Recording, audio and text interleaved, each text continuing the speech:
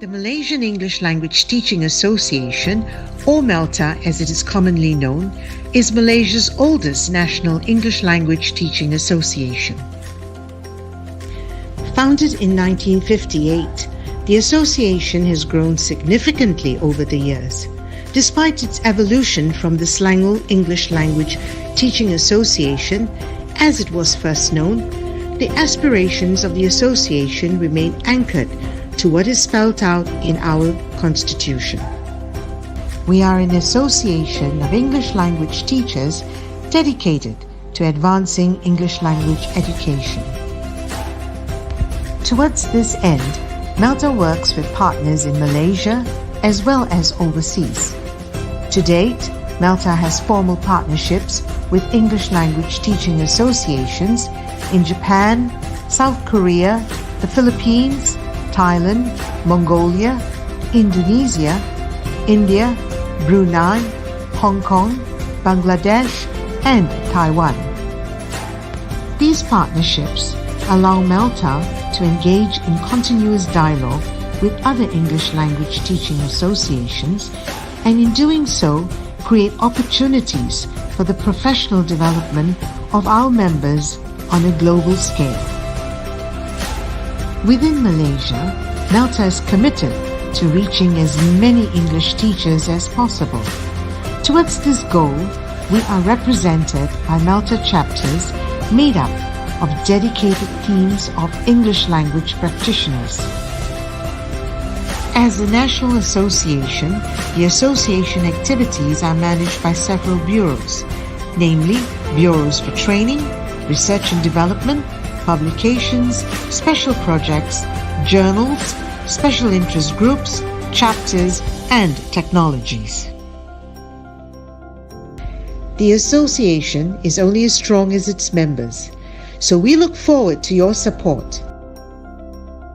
Join us and let's work towards our shared vision of advancing English language education.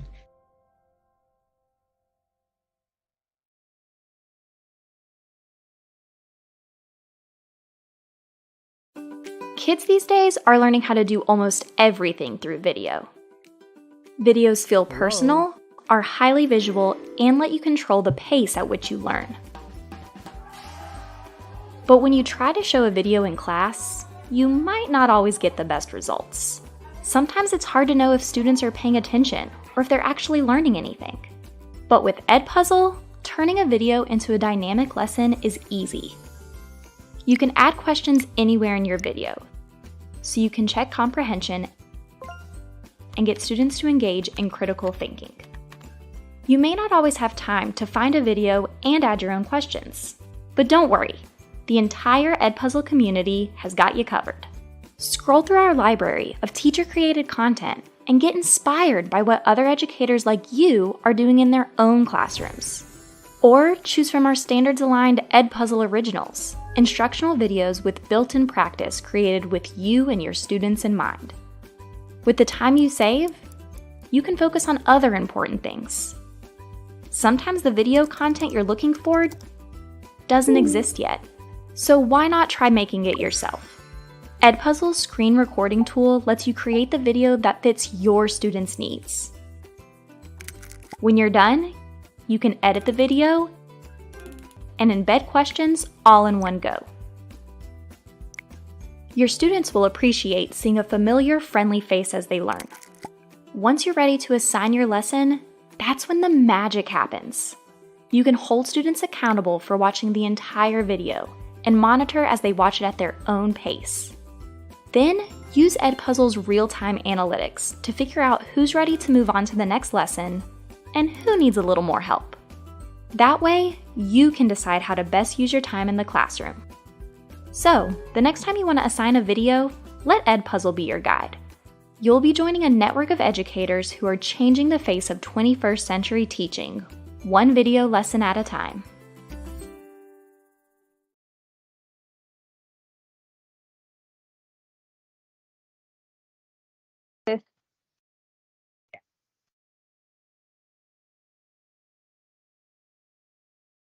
Good morning, good afternoon, good evening, wherever you may be.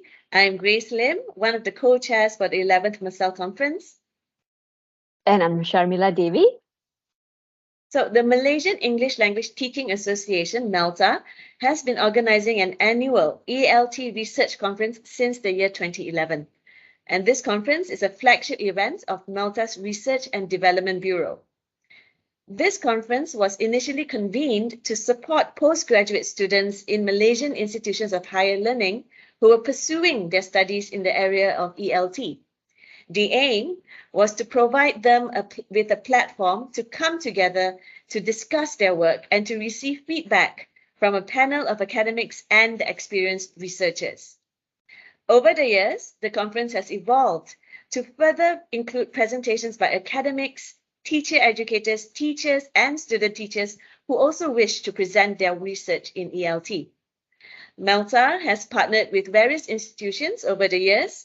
Past partners include University of Malaya, University Teknologi Mara, the International Islamic University of Malaysia, Taylor's University, and English Language Teaching Center, ALTC. So this conference has always had a unique format where delegates present their research work to a panel of judges through video presentations and extended abstracts. We believe that this allows for engagement and discussion in order to provide delegates with direction for future studies in their area of interest. Melta has decided to convene this annual conference through an online platform based on feedback obtained from delegates who participated in the first online conference in 2020. This online mode allows Melta to invite judges from around the world to assess and provide constructive feedback to participating delegates. And this year, we've had judges from the United States, from New Zealand, from the Philippines, from all across Southeast Asia. The conference focuses specifically on research activities in English language education carried out by academics, English language teachers, as well as postgraduates and undergraduate students. This is in line with Melta's objective of contributing to the enhancement of English language education in Malaysia and beyond. The Mursal Online 2022 looked at researchers from 5 different categories who presented their work for Melta Recognition Awards. As with the proceeding, all the extended abstracts which are accepted for the conference are published in a conference e-proceeding compilation. Last but not least, we would like to express our gratitude to everyone who contributed to making this conference a reality. This would not have been possible without the help of our main sponsor, Edpuzzle Malaysia, the presenters, our invited speakers, our forum panelists, participants, and not forgetting the ELT teaching community. So, once again, thank you so much for your unwavering support, and we wish you a productive conference. Stay till the end and happy learning. So, that's all from us. Thank you so much.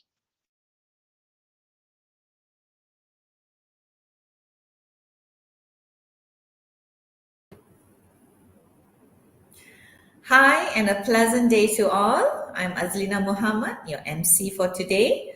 I would like to welcome all delegates and participants to the 11th Melta International Research Conference in English Language Education, also popularly known as MASEL 2020. Thank you to the joint chairs, Dr. Grace and Dr. Sharmila, for the welcome remarks. Now, before we proceed to the next event, allow me to make some housekeeping announcements. All right, as on the screen, kindly find a quiet and comfortable place for you to participate in this conference. Do enter the respective rooms a few minutes before the session starts to tackle any technical issues that might arise. Kindly mute your microphone when you are not talking to ensure the smooth running of the ceremony. We hope that you can keep your camera on whenever possible. However, do switch off your camera if you are distracting the session. Now, should you want to ask any questions, kindly click on the raise hand button and wait until the moderator calls your name. And for your information, the e-certificate will be issued to the respective delegates and participants within 2 weeks after the conference ends. I will now brief you on the flow of today's conference. Now, we have 4 main interesting and enlightening sessions in store for you, and this is how you navigate around the conference. When you arrive at the conference landing site, you'll be able to view the events lineup for today, and currently we are in the opening ceremony session. We have a new and unique feature of the conference entitled Up Close and Personal with ELT Practitioners, Insights and Evaluation. Now, once that session ends, kindly return to the landing site as at 10 o'clock, you are invited to attend the parallel session. The conference offers 4 main categories, namely academics, masters and PhD, teachers, and finally the undergraduates. Kindly click on the tabs to enter the breakout rooms for the parallel session. Now, we are happy to announce that we have 42 presentations in line for you and more than 140 participants on board this conference. Now, at 12 o'clock, we have the International Team Forum, so kindly navigate through the tabs on the landing site. We would appreciate your kind attention to return to the landing site and access the announcement session at 1 p.m. We shall meet again then. Now, to ensure the conference smooth running, we would appreciate your fullest commitment and cooperation, and thank you in advance. Now, let us now move to the first event of the conference. Unlike our previous conferences, we'd like to bring you a new feature to start off the conference this year. This special session, entitled Up Close and Personal with ELT Practitioners, Insights and Evaluation, features distinguished speakers from the field in voicing their views on research in ELT. We are honored to have with us Associate Professor Dr. T.S. Muhammad Helmi Norman from University Kebangsaan Malaysia, Professor Aurelio Vilba from University of Philippines, Cebu, Dr. Sabaziz Zabo from University of Nottingham, Malaysia, Professor Dr. Hajah Hazita Azman from University Kebangsaan Malaysia, Dr. Abdullah bin Muhammad Nawi from University Technology Malaysia, and Dr. Rajni Dersingh from King Mongkut University of Technology Thonburi, Thailand. Without further ado, let's hear from them.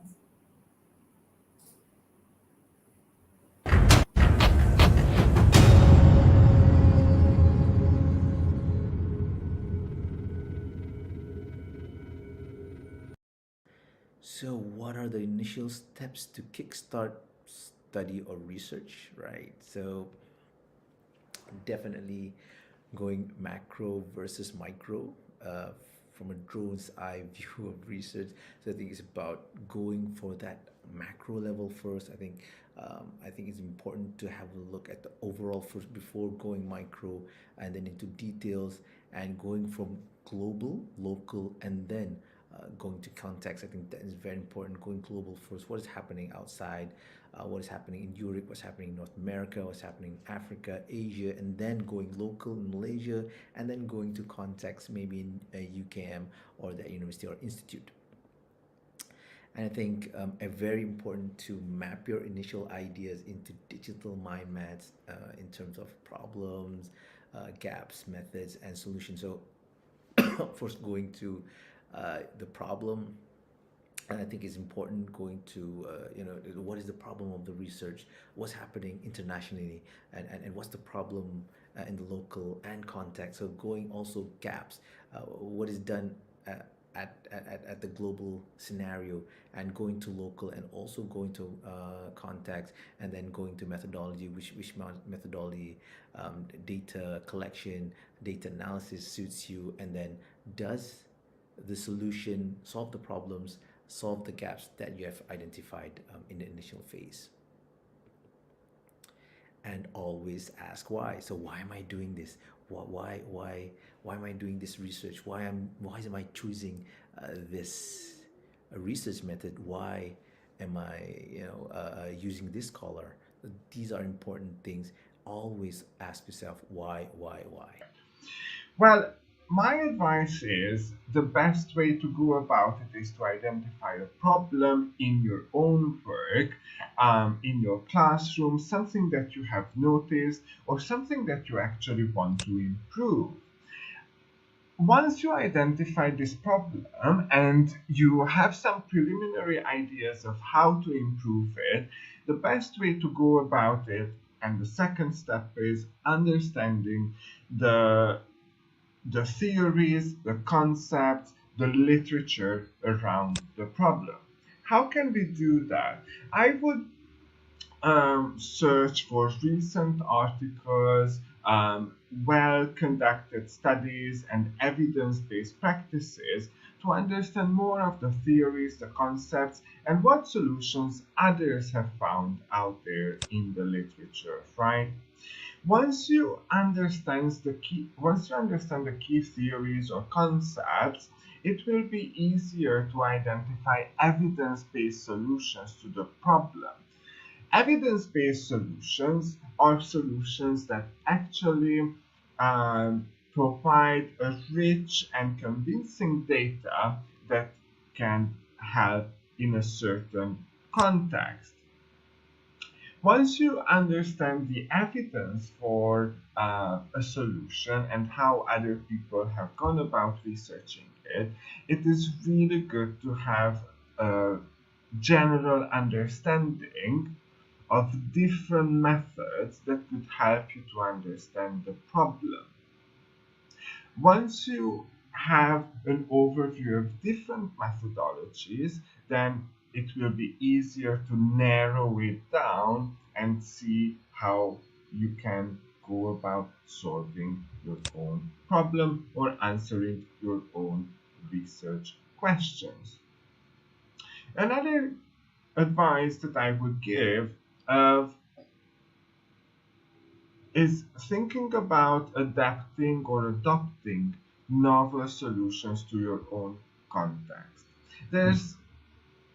Today, when we don't need to go to libraries to find evidence for certain things, but we can search online and we can find really good studies, it is easy to find things that have been proven with scientific evidence. So follow in the footsteps of others. Identify collaborators, experts in the topic that you're researching, and find people who can guide you, especially in the beginning, right? Something that is more personal to me, and I notice that many students who just embark on research projects struggle with, is interest and motivation. Find something that you're really interested in, something that motivates you throughout the entire project, and something that has practical relevance to your own context. And please replicate prior studies. Find studies that have been well designed and are promising in terms of the evidence that they provide, and please replicate them.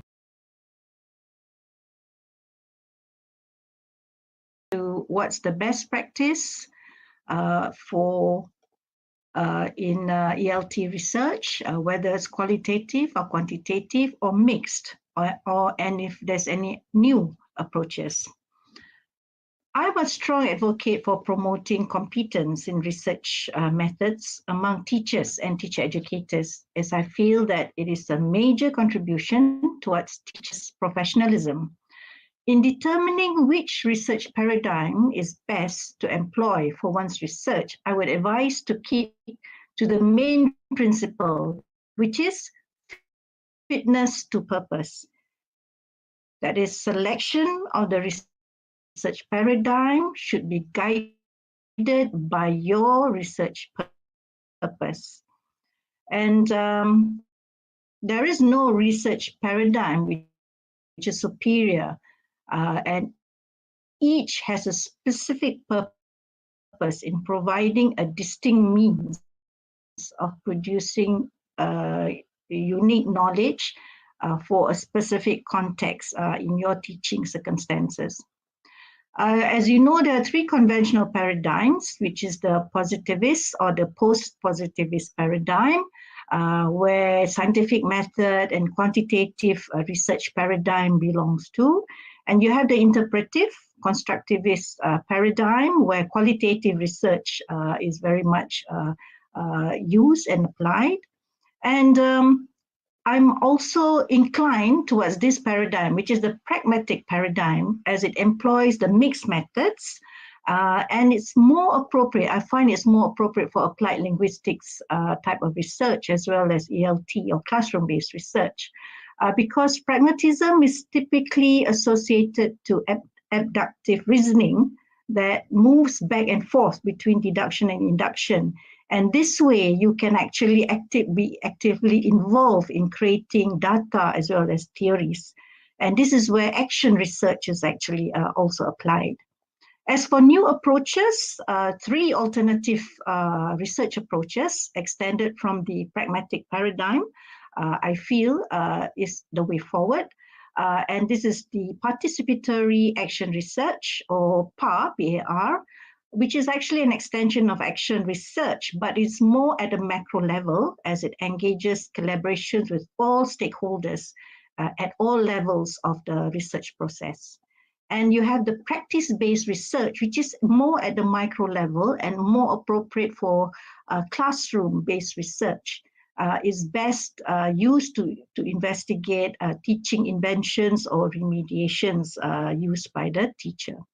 And we also have the product-oriented research, which I feel is something that ELT teachers and researchers should explore in the near future, because it also encourages the innovative teacher who've got new ideas, new activities to trial out, to be able to prove the product as being usable and as well as effective for their own teaching purposes, and maybe it can be applied by others as well. So those are some of the ideas with regards to research paradigms. Very interesting question. I think it's about, typically we want to go quantitative, qualitative, grounded theory, or mixed method.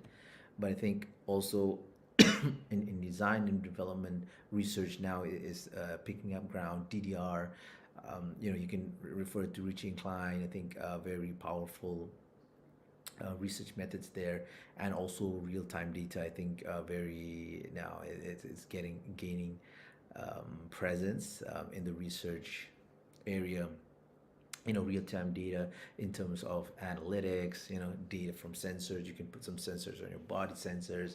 Now you have your Apple Watches, and you can put those sensors there to take data, extract data that is important, and also GPS data, of course, and also social network analysis. I think very important. You can look at Facebook, Twitter networks, and go and have a look at these ecocentric diagrams, and see in these collaborations, big collaborations, small learning communities that are online, and what is happening. Are there interactions there? And so these are real interesting data that you can have a look at.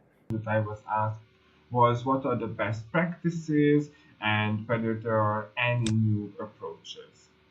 Well, what I often tell my research method students is that there is no best research method. There are better ones for our own solution, but that's our task to find out which ones they are. We also often think that, oh, we need to collect data. And as teachers, as educators, we forget that actually data is all around us. Students produce language in the classroom, they do homework, they play games, they talk to each other, right? All that is actually data. The question is, how do we find interesting and evidence-based ways to systematically investigate them, right? So identify what method or methods are best ways to solve your own problem. Different data will provide a different insight into the same problem. So it's again up to you to decide which one gives you the best answers, right? Also, when we embark on a study, we have to understand that the method, the data analysis that we choose will require time, right?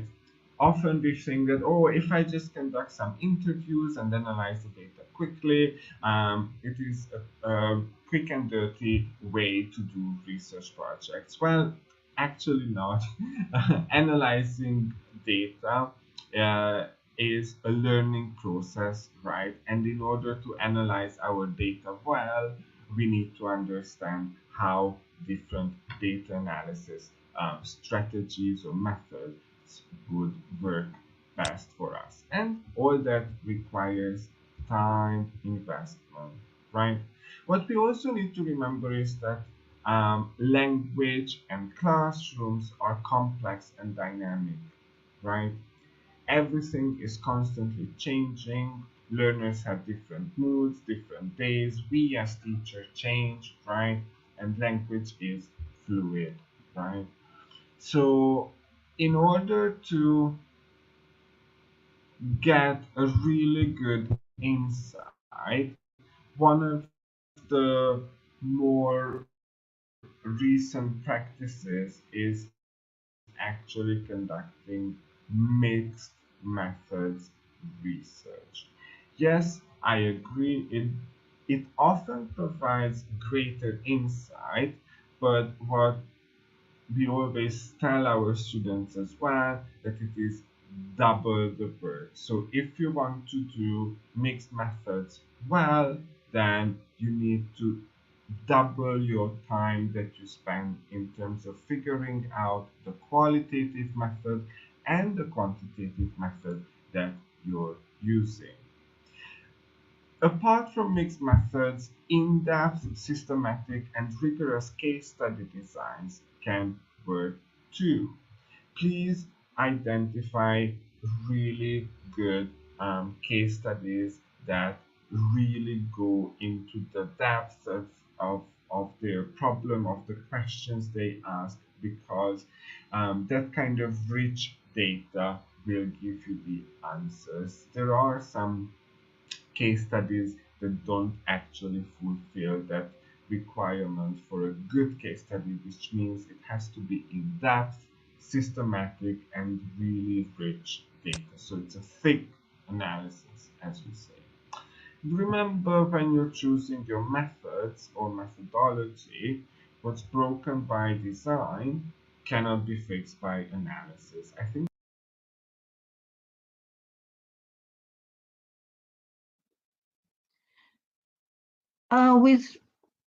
in response to this second question, which is how can educators implement pedagogical approaches in their classrooms, I would like to reiterate that I strongly believe teachers should be the researchers in their own classroom. And so they should always be critical of any pedagogical approach that they are asked to or intends to implement in their classrooms. They should question the impact of the pedagogy on the students, because teaching strategies work differently in different contexts for different students. Therefore, they should engage in a cycle of processes that continuously inform, assess, build, and develop new and useful understanding about the students' learning and the pedagogy employed. So integrating research practices into your own teaching will simultaneously be responsive to make you responsive to any complexities that occur, and you'll be ready to make informed modifications based on evidence based knowledge. Having said that, I would like to highlight some principles that the teachers should adhere to for effective employment of any pedagogy. First and foremost, you need to identify clearly what the pedagogical goal is, and then determine a systematic learning design for you to be able to employ it in a more structured manner. And it's also important to understand clearly how these strategies employed will be implemented in the learning environment or in the classroom. And right from the onset itself, you need to establish the method of assessment and evaluation practices that will be used. And finally, you need to give space for reflection. You need to reflect on what you have learned about your own teaching and how you're progressing in terms of using that particular pedagogy. And in terms of types of, some of the several pedagogical approaches that's known, I'd like to highlight 6, which I feel are very much student and learning centered, which is the kind of approach that's encouraged now. The first is the constructivist pedagogy, the inquiry-based learning pedagogy, problem-based learning pedagogy, collaborative pedagogy, reflective and critical pedagogy. These 6 pedagogies are some of the teaching approaches that I feel should be encouraged and teachers should develop skills in. Further details, I think you can peruse through any readings as well as any training programs. The innovative teacher can integrate 2 or more of these pedagogies to make it appropriate and fit their teaching and learning needs as well as learning environments. How can educators implement pedagogical approaches in their classrooms? It depends on what pedagogical is and whether it challenges your beliefs. The key issue is if it is easy to teach and it matches your existing beliefs, your existing experience, then it is all easy. But if ELT is to progress, we have to be doing something new with challenge. As the world is constantly changing, the future is unpredictable. Objectives are changing, requirements of teachers are changing. We have got to be flexible. So I would like to focus on one particular course that runs in my institution called languaging. It does challenge in many of our preconceptions as a teacher. This course becomes interesting how it can be implemented and how it challenges the teachers. Because teachers want to be source of knowledge, teachers want to be able to evaluate things and it gives them security. With languaging, everything is based on the success in communication. There isn't anything clearly right or wrong. It depends on what produces a success in communication. This is challenging to many teachers as they like to know the answers. But within languaging, it is not necessary for the teachers to know the answer. Other issues are that every student does something different. Teachers in general like to teach the same thing to all students in the class. Now, if student is doing something different, this challenges the teachers in having to find new ways to deal with these variations of what students are doing. To deal with this, you have to be more open-minded and you have to understand the principle behind the approach. If you do not understand the principle, then you will not be able to implement it effectively. You have to prepare yourself by reading to understand the principle, talking to people who had experience doing this, like how they deal with the challenges. You need to do these before you enter the classroom. Otherwise, you are going to be lost and will end up implementing traditional approach and materials which are not traditional, and everything is going to be a mess. A key problem is when you read about the principle of this approach and you disagree with it, what do? It can be problematic.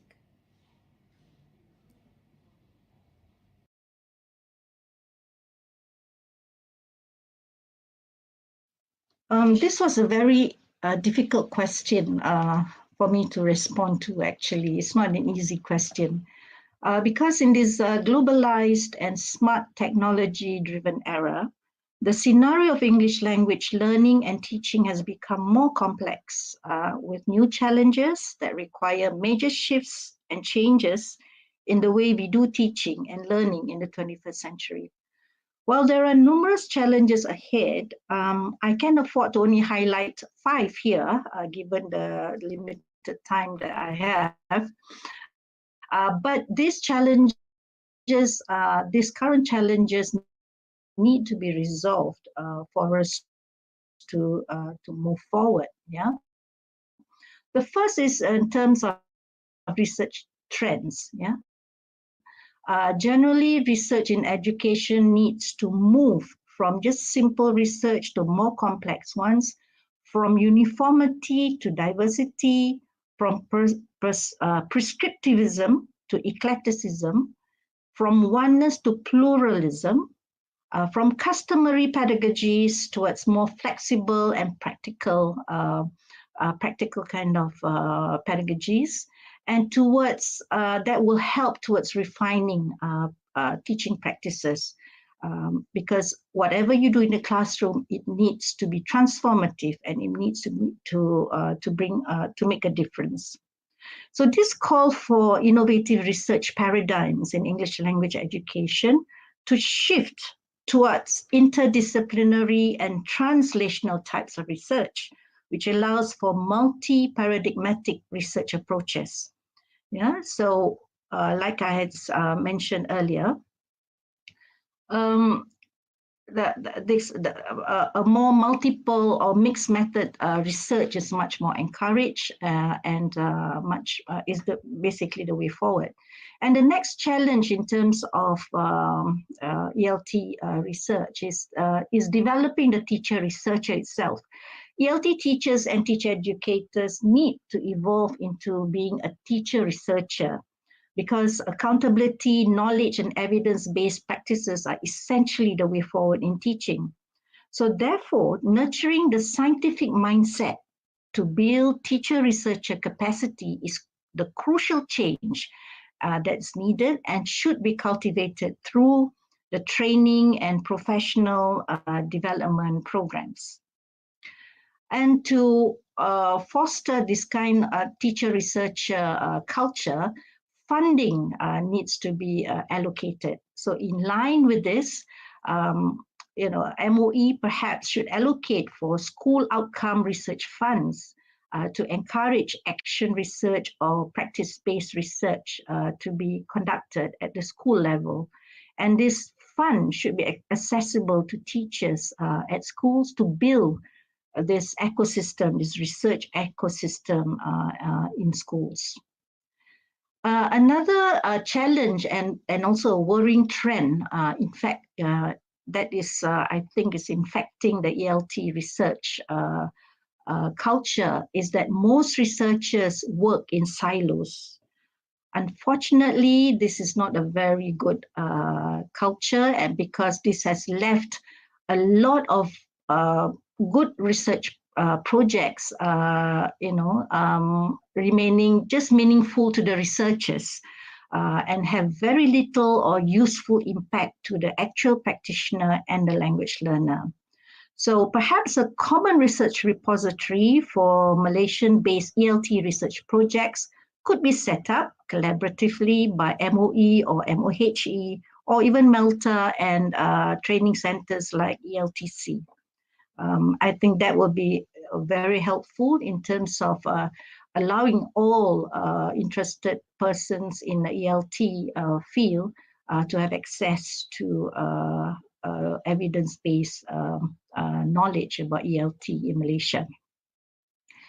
And the fifth issue is weakness in research design and limitations in the kind of research that's been conducted. A survey that I've done have revealed that many of the ELT research are limited in terms of its usability and meaningfulness.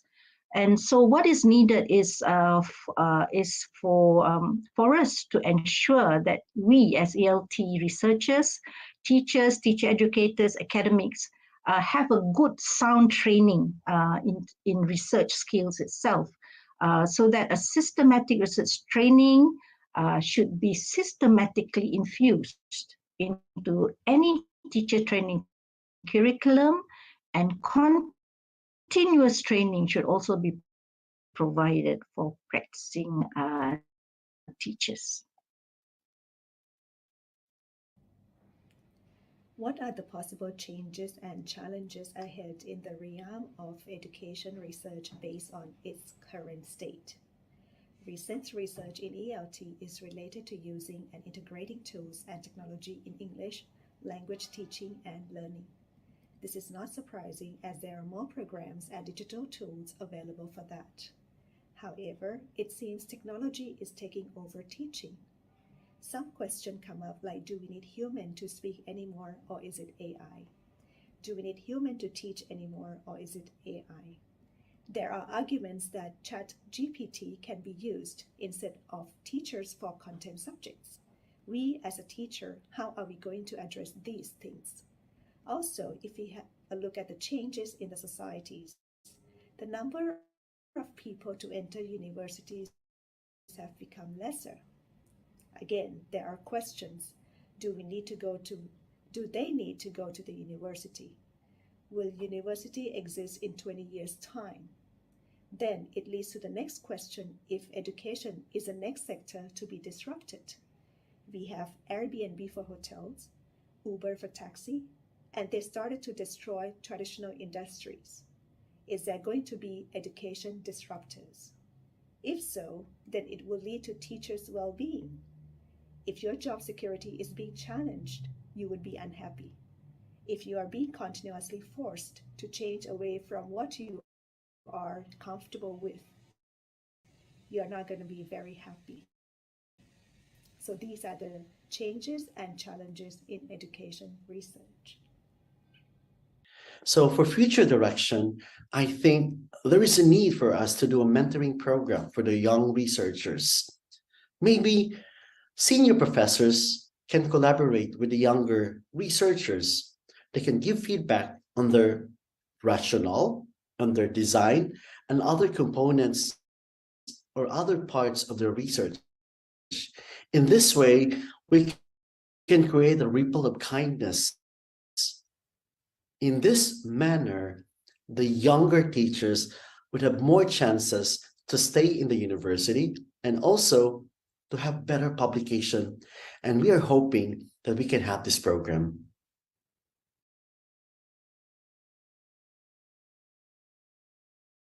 Right. There are moments during research when we doubt research, our ideas, and even ourselves as novice researchers. Do you have any advice on how we can work through those moments? All right. So some advice. I think this is important. You are not alone. Of course, PhD is a very lonely journey, and you have topics different from your peers. But I think it's about finding those peers, finding your support groups, and exchanging ideas. But again, it's changing ideas is okay, but do choose advice when your advice wisely. I think it's sometimes peers give good advice, but sometimes bad ones. So I think it's always about reverting back to your supervisors. They're the ones who will help you to the end. So I think whatever your peers say, sometimes it's right, sometimes it's good, sometimes it's bad. So it's about going back to your supervisors, discussing with them. So is this the right route for me? Is this, am I going the right direction? So I think these are important things.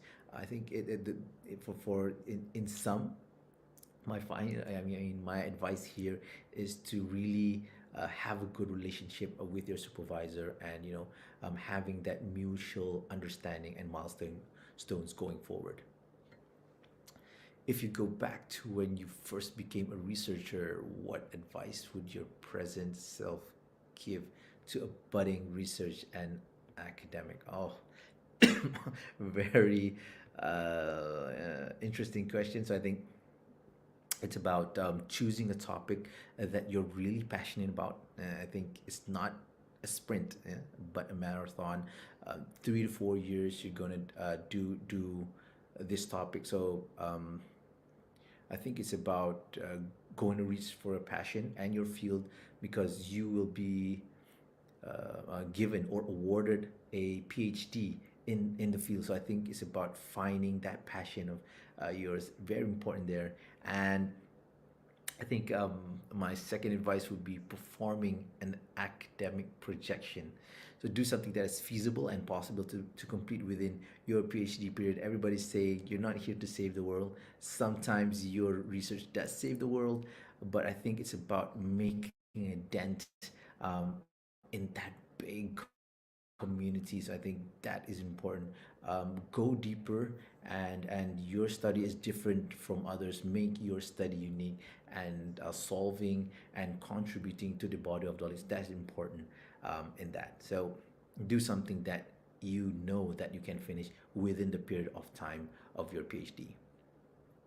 And my final advice would be publish early, go to new places, build new networks. I think it's about you know experiencing new places.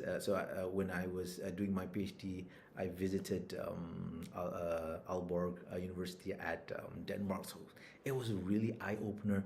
They were doing great stuff there, qualitative research, quantitative research, but it's the way they do research. We think that ours is best, but when you go to other places, when you benchmark, you get new ideas. So this is important in not just closing everything down, but opening up to new opportunities, open up into new ideas of doing research. And I think it's about building new networks, because we want to collaborate with international people. We want to collaborate with local researchers which are good. And so my final advice, it's about going through that marathon, and not a sprint, but having that goal within a marathon does have a time period. So don't go proceeding too far with a marathon. And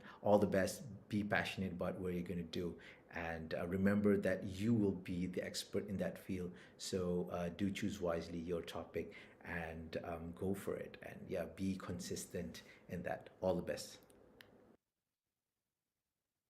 Self-doubts while doing research.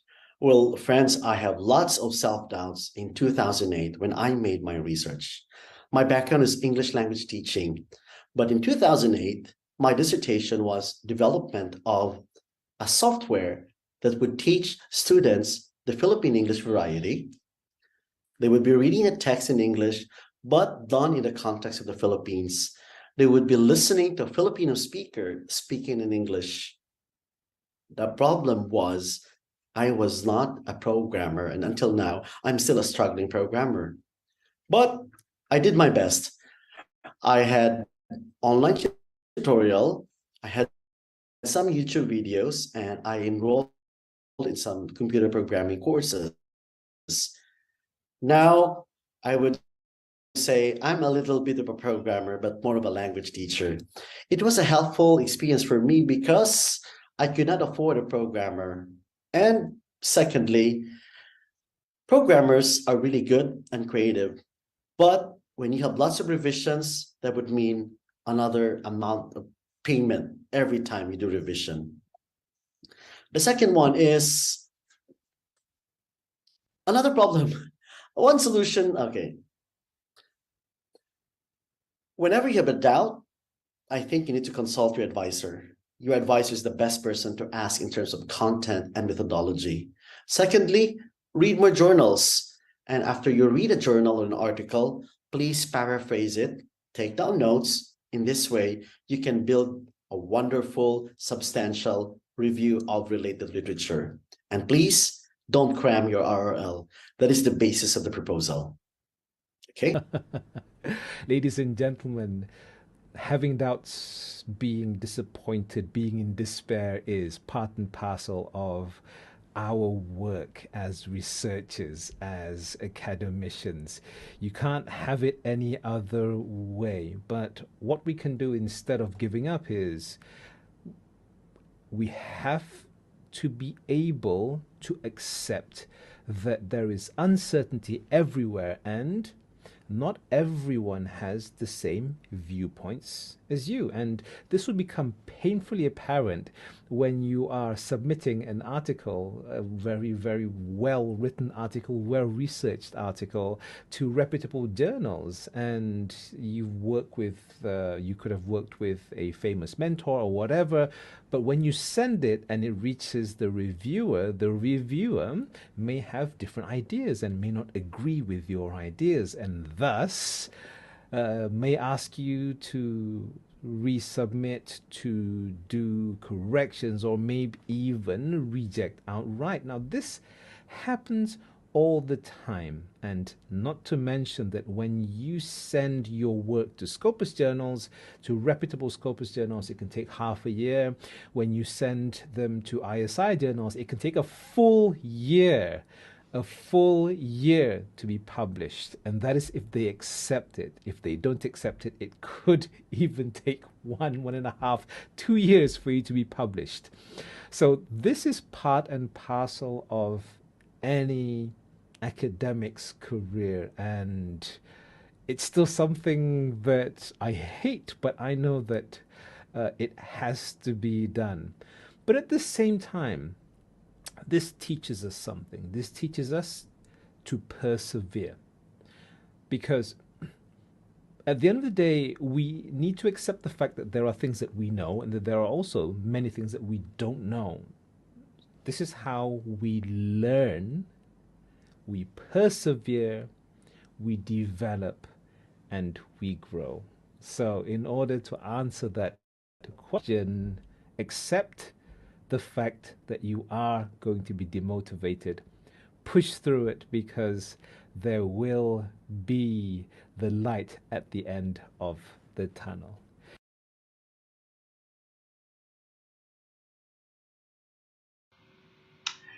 If I could start research again, I would tell myself, or I would remind myself, that we need to be ambitious, but also realistic. We need to appreciate practical and other constraints that might come in our way. Any research project will face challenges, and we have to be okay with that. We need to solve those challenges and see them as a learning opportunity. Finding effective supervisors, not the nice ones, not the ones who always praise, but effective ones who can guide us well, and establish our own networks and collaborators. It will improve our journey, our research experience, and it will also end up in better study, right? So build relationships with fellow researchers and attend international conferences.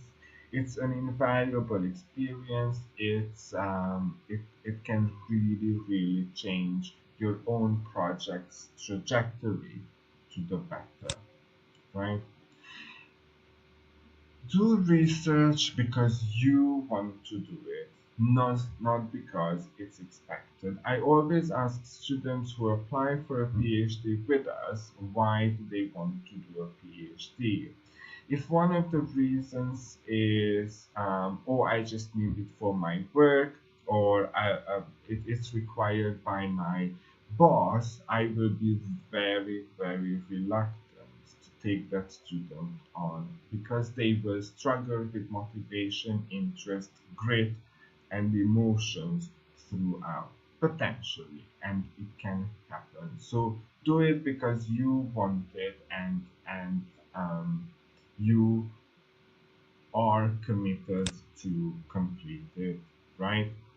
We have to know from the beginning that research is a steep learning curve, but in the end, it is worth it because you want to improve your own practice. You want to see your learners um, improve their learning, reach greater proficiency levels in English, etc., etc. Work with integrity, have a purpose, and have intellectual curiosity. Why do I say that? Often I experience as a PhD supervisor currently that students love their own projects. They spend hours and hours just working on their own projects.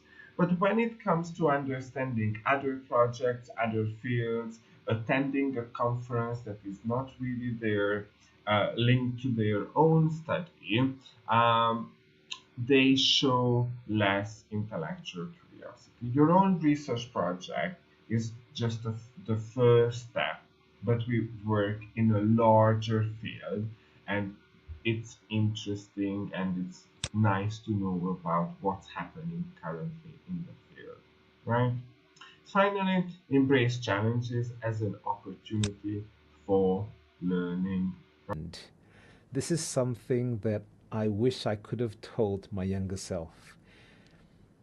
You need to specialize. So you need to know exactly, you have to be strategic. So you have to know exactly what your field is. You have to identify people working in that field. And even if you're doing cross-disciplinary research, you have to make sure that the disciplines are connected and would still be able to expand on your expertise. Thus, you build your academic portfolio. So this is one of the things that I wish I could have told my younger self. And also to answer that question of what are the things that you need to be able to do at the very beginning of a research topic. And again, like I said, if you're lucky to be able to work on projects that are directly involved with your passion, with your research, then go ahead and take it and really, really go all out and try and develop it. And again, this falls down to the topic of grants. So this grants feature very greatly in your experience as a researcher. You need to find out what grants there are available. You need to find out what the requirements of these grants are. And even if you do not get the grants, do not despair. You as a teacher, as a lecturer, especially if you're in that field, you have lots of research projects that you could do in your own jobs. For example, my ex-PhD student, Dr. Yi Bi Chu, she carried out a lot of research on her students, and we managed to publish quite a few papers together in both Scopus and ISI. And believe me when I say that publishing in ISI is no joke. It is very, very demanding, and this brings me to my next bit of sharing, which is that when you're starting out, make sure that you find a good research team or a research partner, because it's always easier. It's never easy. It's easier if you work in a team. You have many different areas of expertise that you can meld together, and you would have twice as many contacts, and your network is shared, and the chances of publishing become greater, especially if you pair up with an established researcher. So another one would be to find a mentor. So when you're finding a research team, find a mentor, especially if you can, a mentor who has lots of experience, who can guide you, but at the same time, when you write papers together, you can be published because the mentor is somebody who is known in the field.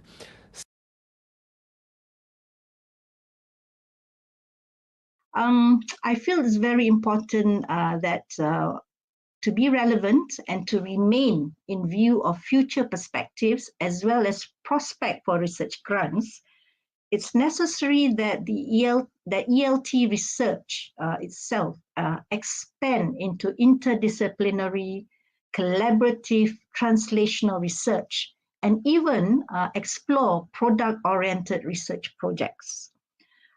This is because, while there are many topics that are still relevant in our field, and there is also the need to do research about these topics in a different way. We also need to remind ourselves that we are actually ELTs actually currently undergoing a reform. So we are experiencing the reform with the English language education roadmap. And this means that there is currently a rich source of data that can be compiled to be examined, analyzed, and interpreted, and also inform us what's going on with the new CFR-aligned curriculum, for example. How effective is it, and how do we improve on it, and so forth. And so the list that I've show you here is actually not exhaustive, but some of the topics are still popular, still relevant, and will be also relevant in the short term and long term. But it needs to be employed, or you need to employ a new research paradigms to conduct its investigation. But first and foremost, in terms of future directions, as I said before, we need to stop working in silos. We need to explore new research paradigms and have a more closer relationship between schools, universities, institutions, or government institutions, and so forth. We should also be focusing on CAFRM in the ELT field, where this has been a big impact. Yeah, this has brought about a big impact in terms of international curriculum, because we need to explore what is CFRM, and we need to benchmark that. So there's a lot of opportunities for research there. And also there might be a need for us to look at an expanded framework of what we mean by communicative competence in this globalized context. We need to perhaps also include intercultural communicative competence as part of proficiency. The other, of course, current as well as in future aspect of language teaching is the disruptive teaching pedagogy. There's a lot of opportunities there to explore in terms of applications in language teaching.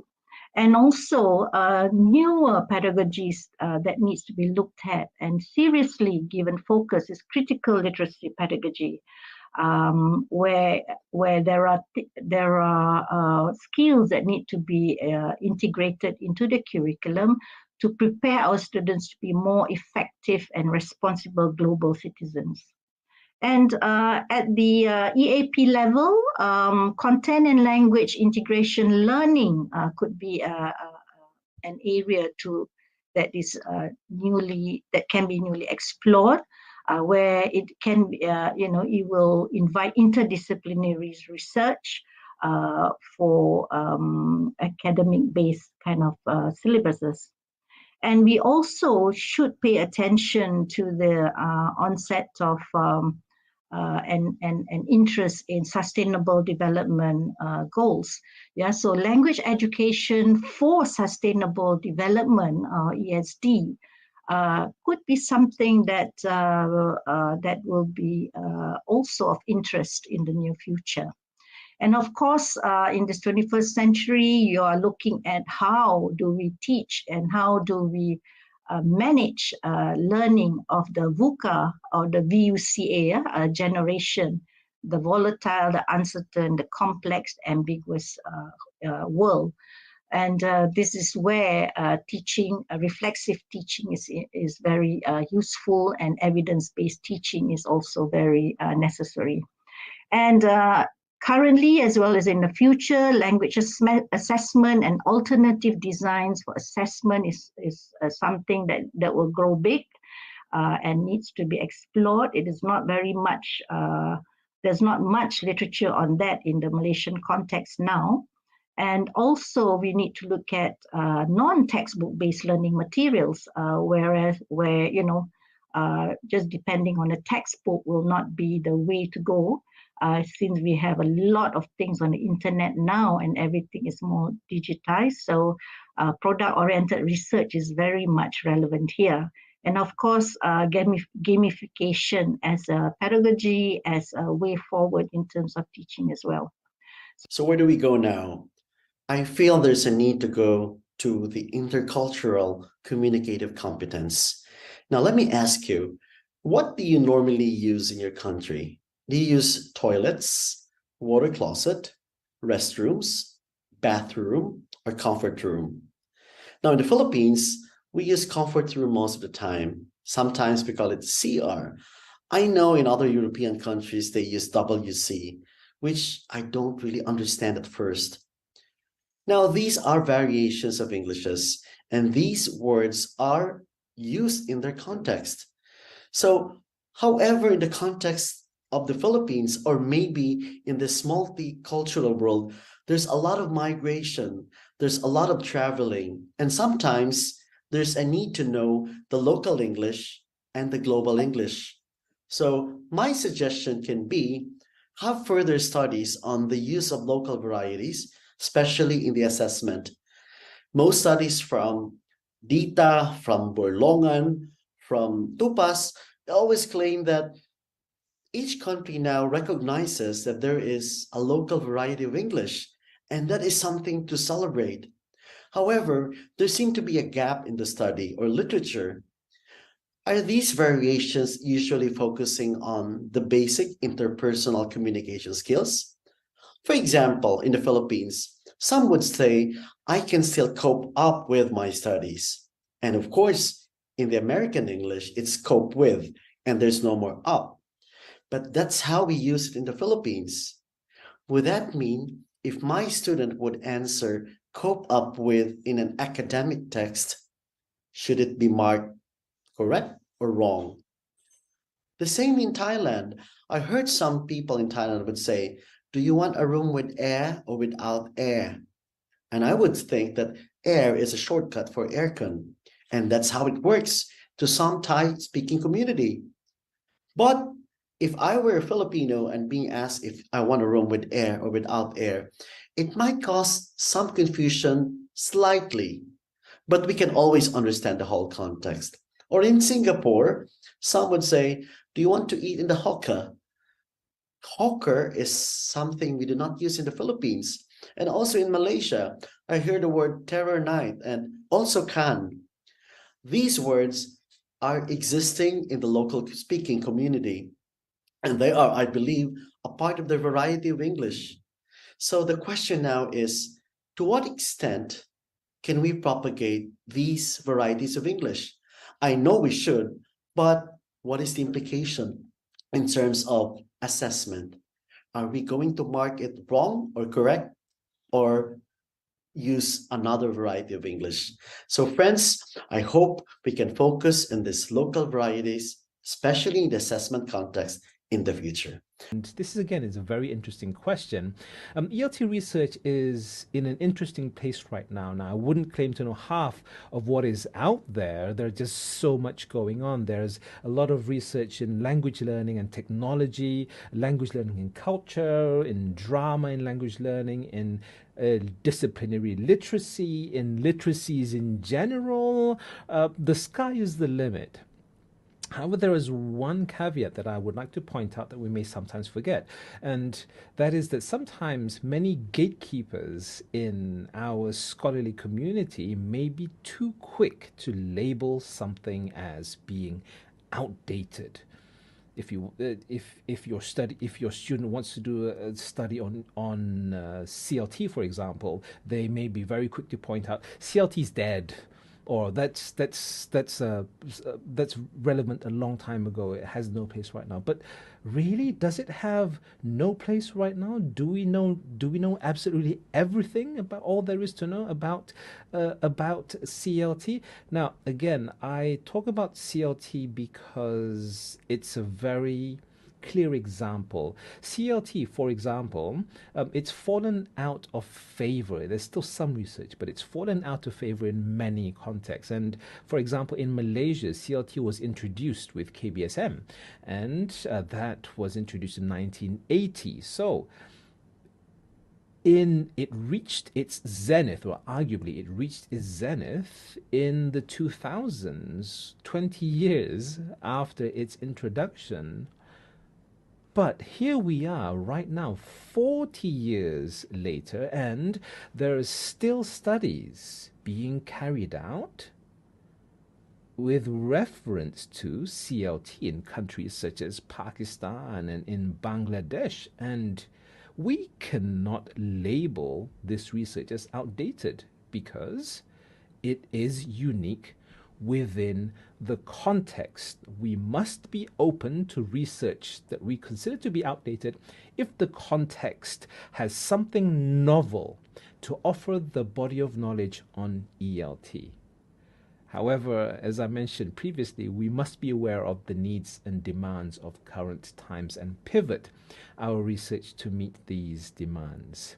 So research trends may fall and rise very fast. For example, 2 years ago, studies on learning during the pandemic were very much in demand, especially using technology, and the shift was right up to IoT, Internet of Things, which was part of Industry 4.0, and all those things which was happening. But now, because of this ebb and flow, the demand of it has shifted again as we now go back to humanizing education again.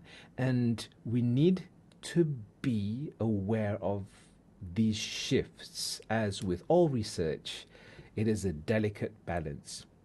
We must be aware of new trends in education, but at the same time, there is still a lot more that remains unexplored in the field of ELT. The key is context, and as researchers, we need to be able to build the case for the context and for the research to make its way into the body of knowledge. And that, ladies and gentlemen, is the end of my session. Thank you very much for having me. I'll see you when I see you. Goodbye.